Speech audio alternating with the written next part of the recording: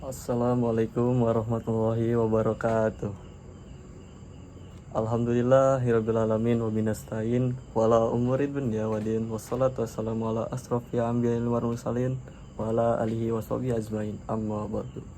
Segala puji bagi Allah yang telah memberikan kita kesehatan, kesempatan, dan cahaya petunjuk ya.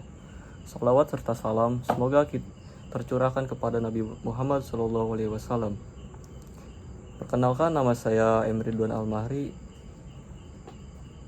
Pada kesempatan kali ini saya akan menyampaikan kultum dengan judul Meneladani Akhlak Rasulullah SAW di Era Digital. Yang pertama, akhlak Rasulullah SAW sebagai teladan utama. Rasulullah SAW sosok yang Allah puji secara langsung dalam Al-Quran. Allah berfirman, "Dan sesungguhnya engkau Muhammad benar-benar memiliki akhlak yang agung." Quran Surat Al-Qalam ayat 4.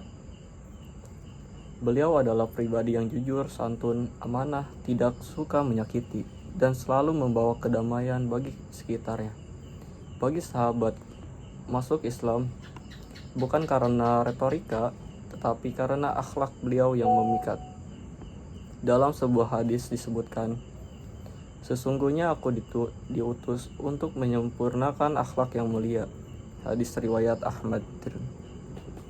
Maka jelas bahwa inti dari dakwah Nabi adalah akhlak, bukan sekedar ritual, tapi cara kita bersikap, berbicara, dan berinteraksi dengan manusia. Tantangan akhlak di era digital. Kini kita hidup di era digital yang membawa kemudahan informasi, namun juga tantangan akhlak yang tidak ringan. Beberapa tantangan itu diantaranya: penyebaran hoax. Begitu mudah kita memforward pesan tanpa verifikasi, padahal banyak fitnah dan kekacauan bermulai dari kabar bohong. Ujaran kebencian. Kolom komentar sering menjadi arena marah-marah, saling merendahkan, bahkan menghina tanpa rasa empati. Cyberbullying. Ada orang-orang yang berani menekan, menginjak, atau memperlakukan orang lain di dunia maya karena merasa aman di balik layar. Pamer atau bisa disebut ria di media sosial. Kita kadang terdorong memamerkan prestasi, ibadah, bahkan sedekah hanya demi validasi. Etika komunikasi online. Bahasa yang seharusnya lembut berubah menjadi keras karena tidak tatap muka. Distraksi teknologi, scroll tanpa henti, membuat kita lalai, bahkan mengabaikan keluarga, waktu belajar, dan kadang ibadah. Solusi integrasi teladan akhlak Rasulullah SAW tanpa digital. Sekarang bagaimana akhlak Rasulullah SAW dapat menjadi solusi di dunia digital? Yang pertama, Rasulullah SAW jujur, verifikasi informasi. Jika Nabi terkenal sebagai Al-Amin, maka kita pun harus memeriksa setiap informasi sebelum menyebarkannya. Apakah sumbernya jelas? Apakah dapat dipertanggungjawabkan? Ini adalah bentuk kejujuran dalam bermedia sosial. Rasulullah SAW santun, menjaga komentar di media sosial. Gaya bicara Nabi selalu lembut, padahal beliau sering menghadapi orang-orang yang keras dan kasar. Maka komentar kita pun harus mencermin Rasulullah SAW amanah.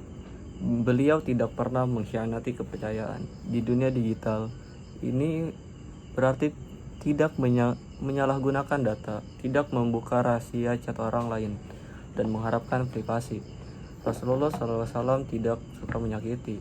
Jika Nabi tidak pernah menyakiti siapapun, maka kita wajib menahan jari dari ejekan, sindiran, dan olokan.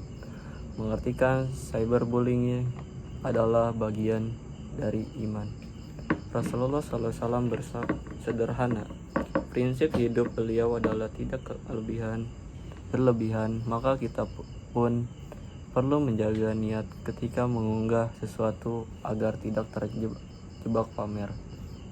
Rasulullah SAW disiplin.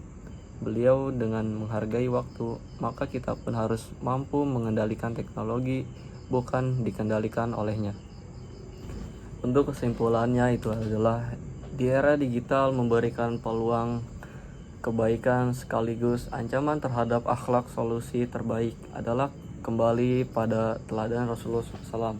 Jujur, santun, amanah, sederhana, dan tidak menyakiti. Nilai-nilai inilah yang dapat menjaga kita saat berselancar di dunia maya. Pesan moralnya yaitu, mari jadikan media sosial sebagai ladang kebaikan, bukan tempat menyebar kebencian. Jadilah muslim yang akhlak mencerminkan ajaran Nabi, baik di dunia nyata maupun dunia digital, karena akhlak adalah dakwah yang paling mengena. Demikian kultum yang saya sampaikan, semoga bermanfaat dan menjadi pengingat bagi kita semua. Assalamualaikum warahmatullahi wabarakatuh.